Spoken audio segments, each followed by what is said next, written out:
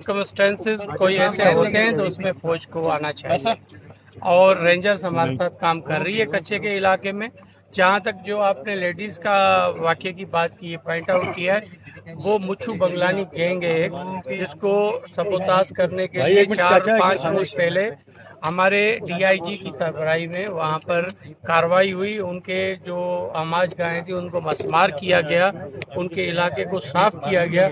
अगर आप कहेंगे तो मैं आई साहब को कहूँगा आप लोगों को फुटेजेस भी उसके भेज देंगे।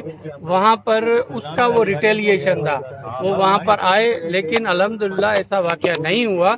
आज भी अभी एज इट टुडे भी अभी हमारे डीआईजी की सरबराही में वहाँ पर ऑपरेशन हो रहा है और मैं उम्मीद करता हूँ आपकी दुआ के साथ मुच्छू बंगलानी गैंग को सबोताज करेंगे, उनको खत्म करेंगे और अमनो अमान उस एरिया में आएगा। और इसमें कोई भी दो राय नहीं है कि सिंध में अमनो अमान पर कोई भी कम्प्रोमाइज नहीं करेंगे। अभी इस टाइम पर हमारे पास जो ऑन रिकॉर्ड है वहाँ पर 5 मगवी इस टाइम हुए जो कि अभी आउटस्टैंडिंग है। लाड़काना डिवीजन